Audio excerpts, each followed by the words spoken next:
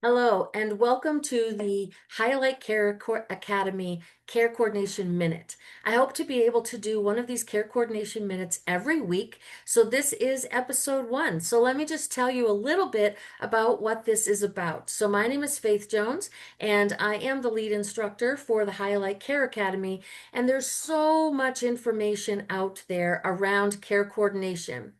And so with that, we thought we would try to break it into some bite-sized pieces for y'all so that you can kind of figure out things as we go forward. So as we get started, let's just start by talking just a little bit about some history. So back in 2015, CMS, or the Centers for Medicare and Medicaid Services, actually had this quote in the Code of Federal Register. And it's really telling because this is now over 10 years old and they are still holding to this promise. So what they decided they were going to do is they were going to create new and evolving care delivery models that were going to be focused on what they called care coordination facilitators, which we tend to call care coordinators or care managers. Those are the two most common titles of these care coordination facilitators. So in that, kind of moving forward with all of the care management services, of which there are a lot, they just keep adding to it every year, and also focusing on how we can better utilize people to the highest level of their license, education, and training. And that is all how we work with team-based care. So this is a really important piece as we move forward. All of this is covered in the Highlight Care Academy. So I'm just going to start by giving you a really brief overview. I could talk about this for hours, but like I said, I'm trying to call it the Care Coordination Minute. So as you can see, all of this growth and development all began with a team-based approach way back in 2011 with the annual wellness visit. So y'all ought to be doing the annual wellness visit if you are taking care of Medicare patients already. And hopefully you're doing it under a team-based approach to care, meaning typically registered nurses or other licensed professionals are doing this visit.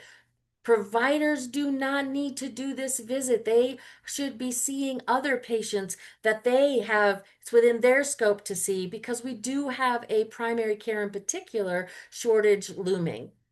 Then you'll see that we have a lot of alphabet soup on this slide, and we're going to go through what all that alphabet soup means as we move forward, but we're going to start next week with doing a little bit of what does it mean to be CCM, chronic care management. Again, you'll notice that that all started back in 2015.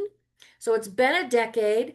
So every single primary care out there ought to be doing CCM at this point. We'll talk about what that means next week, but chronic care management is for patients with 2 or more chronic conditions that, if they're not managed, is going to put them at a risk of some sort of functional decline up to and including death. So we're not here to necessarily cure those chronic conditions, although that would be great, but we are here to help patients manage them so that they can be the healthiest that they want to be and get that quality of life that it is they're looking for.